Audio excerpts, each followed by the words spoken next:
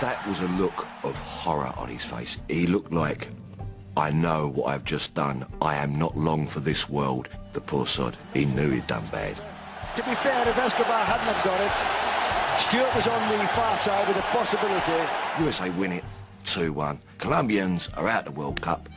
They fly back to Colombia, and just outside of Medellin, Escobar's walking past the bar when a geezer comes out with a 9mm and goes bang and shoots him. And as he does, he goes, goal!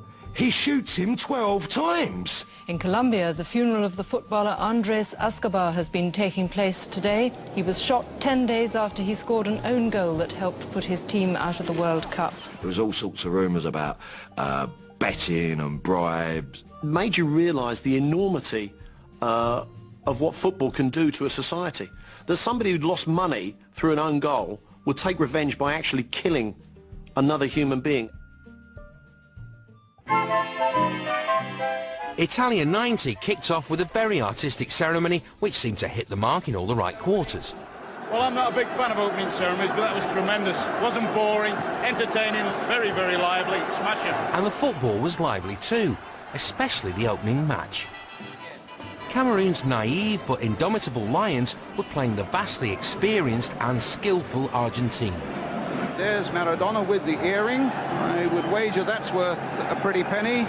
Although I don't suppose anybody's going to get close enough to put a valuation on it in the next week or two. Don't count on that, Brian. Cameroon had a game plan.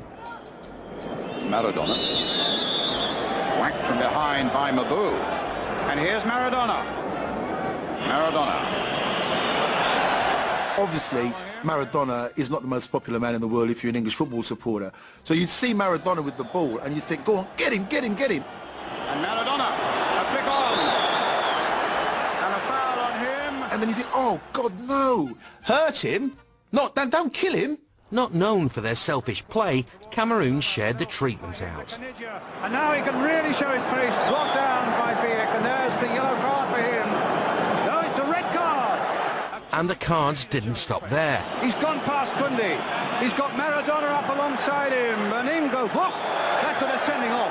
That's a sending off. It was just savage. Absolutely savage. It was like, and one, and two, and suddenly there was no way he was going any further. That's what they're sending off. I mean, he's hit him so hard, his boot has come off. The referee is in such a state of shock that he just kind of stands there, kind of like looking around thinking, well, he's killed him, surely. Let me have a little bit of time to think. Should I call the police? Yes, the red card for Massing.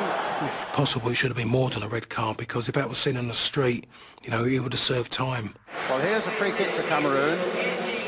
2 red cards didn't stop them scoring the only goal of the game.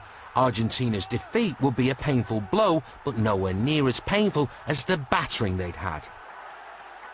You know, pure footballing ethics, you'd say, what a travesty, but come on, it's Argentina we're talking about. This all-action start set the tone for the tournament, which at the time was the dirtiest on record, with 16 players sent off. Guess who got the most? Argentina down to 10 men, the first man ever to be sent off in a World Cup. When Germany and Holland took the field, it had all the makings of a cracking match. Surely there'd be no nastiness here. The games between Germany and the Dutch, they're always a bit special. Mainly comes down to the fact the Dutch, they've got 2 big problems. So they're extremely arrogant and they have got absolutely no manners. 2 years previous to this game, the Dutch had played the Germans in Hamburg, famous semi-final of the European Championship, and beat them. Such great scores to be settled in this contest tonight. Rudi Voller was saying, for example, I've waited 2 years for this moment to get our revenge on the Dutch for that defeat in the semi-final in Hamburg. The game was a masterclass in end-to-end attacking football.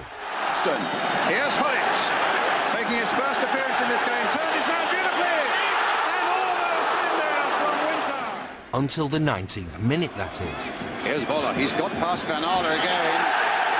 It's a foul on him, and it's going to be a yellow card.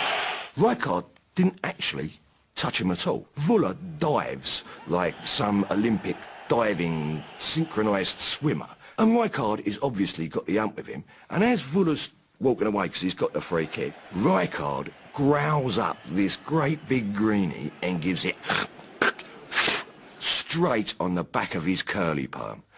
The perm is dripping with phlegm. It was a perfectly executed spit. I mean, if you were going to do spit of the competition. You've got to say that's Olympic-style spitting. Such a huge glob. I wouldn't like to get in the bath with him afterwards. It'd have been floating for an hour. You'd have had to get Dr. Who in to kill it. Well, he was rubbing his head. Something must have happened there. There's Bremer's free kick. But it doesn't finish there. Oh, no. Away we go. Next thing you know, Rijkaard's having another ruck at him. Fuller and Rijkaard having words there in their goal mouth. Klinsmann trying to get in there and sort them out. He's having a ruck back at Rijkaard. They both get sent off. As they're walking off, Rijkaard's thought, I'm going to have you again. Here we go again, another big greenie. I think there's something about Voller. There's something about him he looks eminently spittable at. I don't know why. And as they went past, there was even a possibility that Rijkaard may have spat at Voller. They didn't get on. There was a lot of history between them, and you just thought, surely you can keep this aside. Surely you can do this afterwards in the pub or something. Let he who is without sin cast the first bit of gob, quite honestly. Germany won 2-1, but no one really cares. The game is remembered purely for the childish sideshow of a Dutchman's flopping frenzy. Italia 90. It should be renamed Spitalia 90.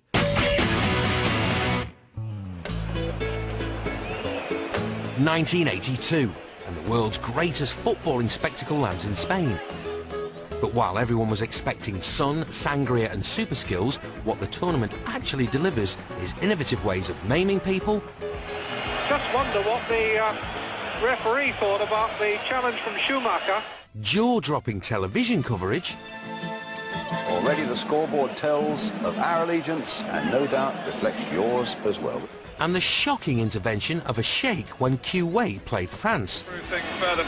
The Kuwaitis claimed that a France goal was scored after they stopped playing because they heard a whistle in the crowd. To be fair, they had a point. Latini. And now Giroud, who should make it 4-1. But France's goal was given, and the referee's decision is final, isn't it? Goal goes in, the referee blows. The ball is even put on the centre spot, ready to kick off the game again. And then the Kuwaiti players appear to start leaving the field. Kuwait continued to protest. Up in the stands, Kuwaiti FA president Sheikh Prince Fahid was calling the team off.